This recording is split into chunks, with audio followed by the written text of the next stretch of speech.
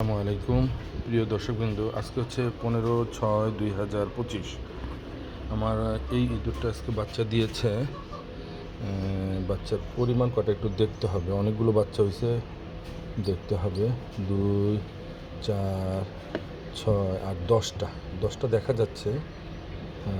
2, 3, 3, 4, 5, 6, 7, 8টা, কেন 4, 4, 8টা, হ্যাঁ 8টা বাচ্চা দিয়েছে।